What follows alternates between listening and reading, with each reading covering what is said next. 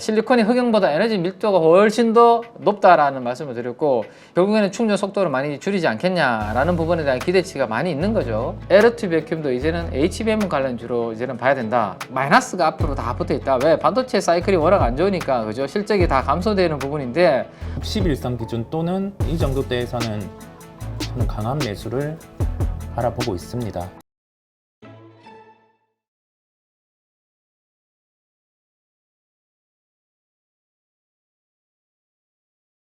지금 이런 의견이 있어요. 뭐냐면 에코프로와 관련해서 오늘까지는 액티브 자금이 들어오는 거고, 그쵸. 패시브 자금은 내일서부터 들어오는 거다. 아, 근데 보통은 과거의 데이터를 이렇게 쭉 보면, 그와 MSCI 지수와 관련된 데이터들을 보면 편입되는 시점까지 해서 주가가 상대적으로 좀 강했던 케이스가 원래 10개 중에 한 7번, 8번 정도는 많았고, 보통 그 뒤로는 상대적으로 에너지가 약간 줄어드는 경우가, 자금이 들어오더라도 이미 이거는 누구나 다 알고 있는 재료이기 때문에 그게 시장에서 엄청나게 큰 임팩트로 작용을 하지 않더라는 거죠. 그거는 통계에 나와 있는 자료이기 때문에.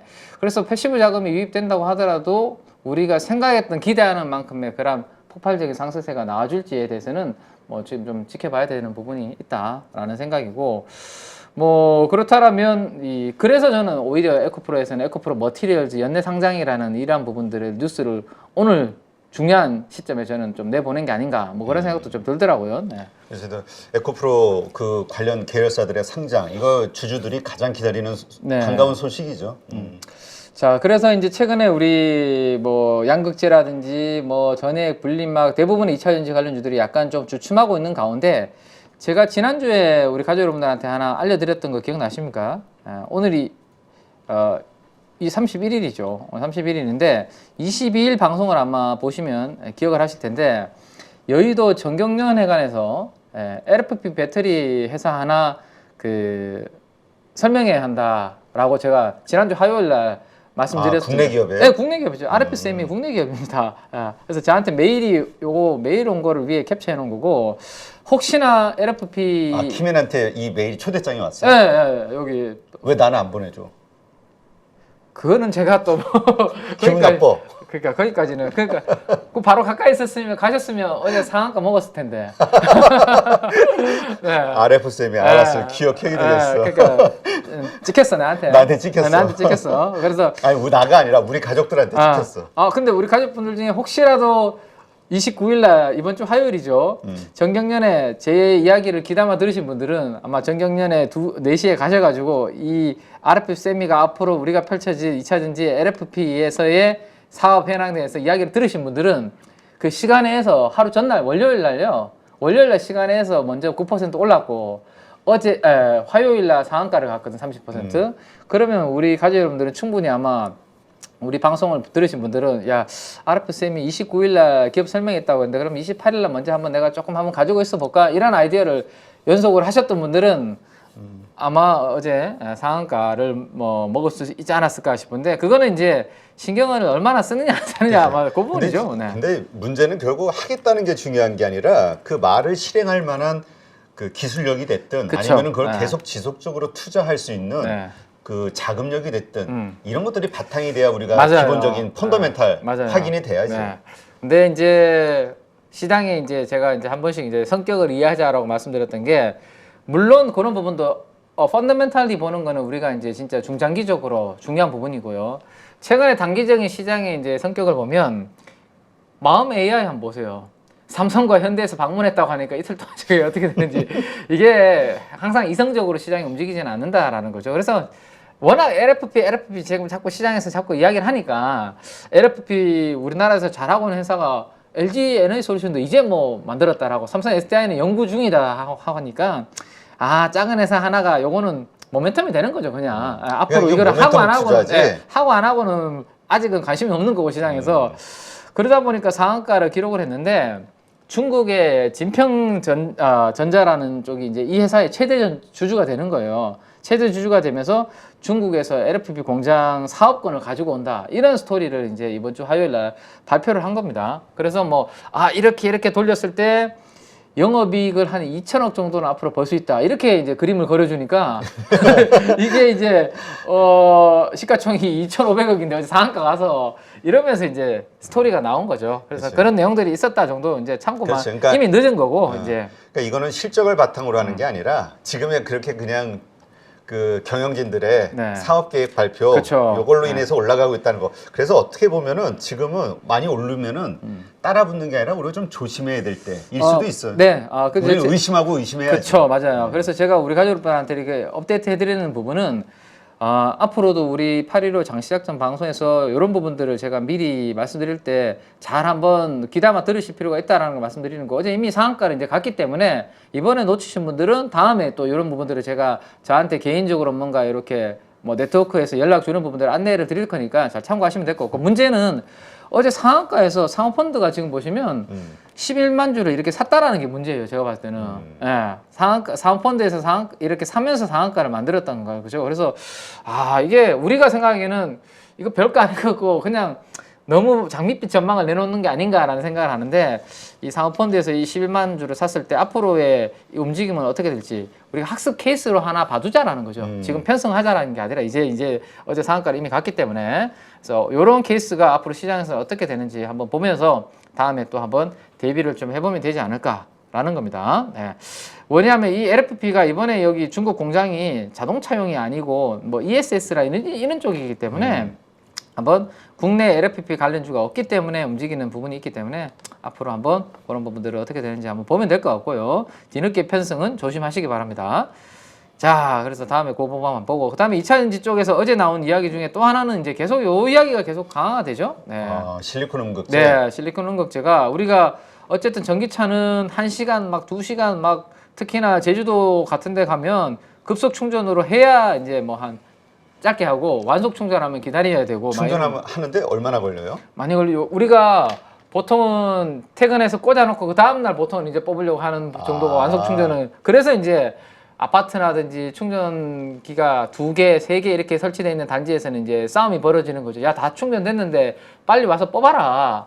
그래서 이제 주민들끼리 이렇게 싸우기도 하고 이슈가 있는데, 최대는 10시간 걸리기 때문에 그런 거죠. 흑연 음극재 같은 경우는. 근데 지금 실리콘이 흑연보다 에너지 밀도가 훨씬 더 높다라는 말씀을 드렸고, 이게 결국에는 앞으로 많이 이제 탑재가 되고 용량이 투입을 하게 되면 결국에는 충전 속도를 많이 줄이지 않겠냐라는 부분에 대한 기대치가 많이 있는 거죠. 그래서 어제도 이제 그런 내용들이 좀 들어왔는데, 이런 뉴스가 최근에 이어짐에도 불구하고 대주전자재료, 나노신소재, 그 다음에 제이오, 그 다음에 작은 종목 이녹스까지 이 4종목이 실리콘 음극재 음극재 관련주라고 볼 수 있는데, 그들은 주가가 아직까지는 뭐 2차전지 쪽이 워낙 아직 무겁다 보니까 주가의 탄력성은 없는데요. 어쨌든 이 시장에서 최근에 뭐 또 움직임이 먼저 움직임이 나타날지 뭐 체크는 계속 좀 해나가야 되지 않을까 싶네요. 그래서 2차전지 쪽에서는 긍정적인 내용은 저쪽에서 계속 이야기가 나오고 있고, 그 다음에 제가 최근에 왜 요거 그림 보여드렸던 거 기억나시죠? 저는 대도 하나 상상을 하면서 이 회사 탐방을 갔었는데 하이퍼루프 이거 되는 거 아니냐고, 이 진공 펌프가 여기에서도 적용되는 거 아니냐 했다가 회사 관계자분이 우리랑 관계 없습니다 라고 10년 전에 제가 그 이야기를 듣고 왔다라고 지난번에 말씀을 드렸었죠. 지난주에 아마 말씀드렸던 것 같은데, 그래서 이게 하이퍼루프하고는 관계가 없다. 다만 이게 반도체에 들어가는 진공 펌프인데, 이게 HBM의 TSV 공정, 구멍을 뚫는 공정 있죠. 수직으로 연결해주는 공정 있잖아요. 거기에서 이 진공 펌프가 적용이 되니까 삼성전자가 뭐 하고 있다? 이 회사의 2대 주주라고 제가 말씀드렸죠. 그러면 삼성전자가 지금 계속 뭔가 할 수 있다는 기사가 나오고 있잖아요. 그러면 삼성전자가 HBM4를 하게 되면 거기에 들어가는 이 HBM의 TSV 공정에는 이 진공 펌프가 들어가겠네. 그러면 HBM 관련주로 봐야 되겠네. 원래 태양광 관련주로 제가 중국의 수주가 엄청나게 증가하니까 태양광 관련주로 봐야 된다라는 말씀드렸는데, 최근에 시장에서는 HBM 관련주로 이 회사를 또 이제 엮으려고 하는 모습들이 나타나고 있다라는 거죠. 그래서 어제 주가를 제가 넣어놨나요? 어제 주가를 원래 우리가 처음 제가 공부했던 시점은 이 정도 수준이었는데, 지금 여기에서 이만큼씩 올라오고 있는데, 여기 올라오는 이유 중에 하나는 HBM 관련해서 에르투 베큐움도 이제는 HBM 관련주로 이제는 봐야 된다. 라는 건데 사실 요거는 모멘텀인 거죠. 그죠? 삼성이 9월 달에 진짜 성공을 할지 안 할지도 모르는 거고 일단은 모멘텀이 붙고 있다라고 보시면 됩니다. 근데 제가 에르투 백큐을 설명을 드릴 때 지금은 반도체 쪽에 투자 사이클이 아니지만 내년도에 가면 하반기에는 또 반도체 투자 사이클이 올 거기 때문에 태양광으로 먼저 움직이고 내년도 가면 반도체 투자 사이클로 붙을 거니까 에르투 백큐은 조금 내년도까지 좋아지는 그런 그림, 하반기에도 실적이 좋아지는 그런 그림으로 보셔도 된다라고 말씀드렸습니다. 그래서 요 신고가인데 거래량을 한번 잘 보시면 돼요. 자, 전고점에 돌파하는 거래량, 요거는 이렇게 거래량 터지는 거 제가 괜찮다라고 말씀드렸죠. 왜냐하면 여기에 있는 매물을 소화를 하고 흡수를 해야 되니까. 자, 그 대신에 이렇게 돌파했을 때 양봉의 시가를 추세 이탈가, 손절 가격으로 잡자라는 말씀드렸습니다. 근데 올라올 때 거래량을 보시면 전고점 돌파할 때 거래량보다는 거래량이 이렇게 감소하고 있습니다. 아직까지 이거는 누군가 많이 올랐다라고 내놓는 물량이 별로 안 보인다라는 거죠. 그래서 여전히 올라갈 룸이 남아있는 거래량으로 우리가 참고해 볼 수 있을 것 같아요. 그래서 에르투 백큐은 갈 때까지 가는 전략을 계속 유지를 갈 때까지 간다. 표현이 너무 좀 저속했나요? 네. 저렴했어요. 저렴했나요? 한번 찾아봐요. 고급스러운 단어. 이익 극대화. 오. 네. 수익 극대화. 이런 고급스러운 말이 네. 키맨에서 나오다니. 네. 그런데 역시 그래도 관전 여러분들 8월 달은 이상한 달이야. 참 힘든 달이었던 것 같아요. 네, 8월 달은. 자, 그래서 에르투 백큐은 이 극대화를 한번 해보시면 될 것 같고 지난번에 제가 8월 23일 기준으로 반도체 장비주들 이렇게 자료를 만들어서 넣어드렸었습니다. 그때 뭐라고 말씀드렸죠? 이 밑에 있는 애들은 지금 마이너스가 앞으로 다 붙어 있다. 왜? 반도체 사이클이 워낙 안 좋으니까 그죠? 실적이 다 감소되는 부분인데 특이하게도 에르투 백큐과 GMB 에코 이 두 종목만 매출액과 영업이익 성장률이 플러스로 두 자리, 세 자릿수로 이렇게 성장을 하고 있다라고 보여드렸습니다. 이게 주간 찐시황에서도 말씀을 많이 드렸었는데 성장률이 올라오는 이유가 이 두 종목은 태양광 쪽에 중국향 태양광 쪽에 수주가 아주 많이 나오고 있다라는 말씀드렸죠. 근데 밸류에이션도 보시면 7배.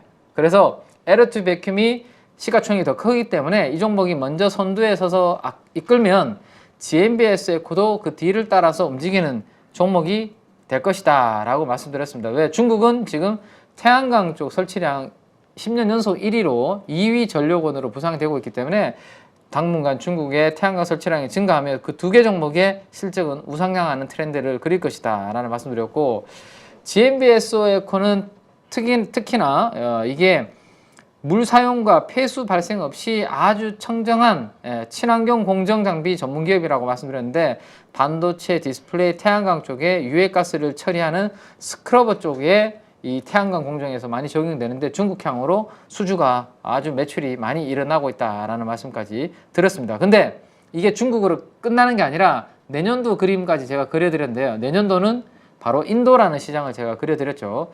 인도는 중국에 이어서 아시아의 두 번째 태양광 시장입니다. 인도하고만 엮이면 제가 홈런이 나올 수 있다라는 이야기를 드렸었습니다. 이제는 인도가 중국을 대체하는 시장이니까. 그래서 GMBS 에코는 올해는 중국 모멘텀이고 내년도는 인도 모멘텀으로 확장이 된다라고 보시면 되는데 이미 풀캐파로 가동률은 이렇게 지금 풀캐파로 돌아가고 있는 그런 상황이죠. 그래서 제가 계속 여기 상장했는 날 대형 음봉의 시가 여기가 저항으로 지금 못 넘어서고 있는데 이 에너지를 저항을 받으면서 주가가 눌려 있을 때가 우리 815 가족분들한테는 좋은 기회가 될 수 있다라는 말씀을 여러 차례 드렸고요. 드디어 이제 뭐 슈팅이 이렇게 어제는 12% 정도 상승하면서 위로 이렇게 슈팅이 나오고 있는 그런 모습이다라고 보시면 될 것 같아요. 결국에는 좋은 주식이 이렇게 기계적으로 주가가 에너지가 눌릴 때가 싸게 살 수 있는 기회였고 확실히 수주랑 실적이 좋아지면서 거기에 방향성은 주가는 같이 따라가는 움직임이 확인이 되고 있습니다. 자, 이제 그러면 이제 어떻게 해야 될까요? 어제 대량 거래를 수반한 장대 양봉이 아주 크게 만들어졌습니다. 자, 그러면 이제는 이제 손절 가격, 추세 이탈가 이런 리스크 관리 가격을 상향 조정을 시켜야 되겠죠. 어제 양봉의 시가에 그런 가격대를 설정을 하면 되겠죠. 왜? 좋고 뭐 어제 외국인들이 10만 주 이상 매집이 들어오면서 강하게 유입이 됐는데 만약에 어제 가격을 이탈한다. 이런 거는 이제 뭔가 중국의 태양광 쪽에서 노이즈가 나온다든지 아니면 생각했던 뭔가 실적이 하반기에 안 나올 수 있다라든지 뭐 이런 부분들이 불확실성이 생기니까 어제 양봉을 깨고 내려가는 거겠죠. 그래서 어제 양봉을 깨고 내려가면 그때는 리스크 관리를 해야 되고요. 만약에 어제 양봉을 깨지 않고 유지가 된다. 그러면 아까 LOT백과 마찬가지로 이 종목은 이익 극대화를 해나가셔도 되는 그러한 반도체 장비주 중에서는 뭐 편안한 그런 실적 성장이 나오는 하반기에도 종목으로 보셔도 되겠다라는 것까지 업데이트를 좀 해드리도록 그렇게 하겠습니다. 자, 에코프로 125만 원 정도, 네, 강보합 정도고요. 에코프로 비행 같은 경우는 어제 뭐 최근에 이런 식으로 꺾여 내려오고 있는데 저는 60일선 기준 또는 밴드 하단 뭐 29만 5천 원 이 정도대에서는 저는 강한 매수를 바라보고 있습니다. 네, 강한 매수를 바라보고 있는 걸 다시 한번 말씀을 드리고요.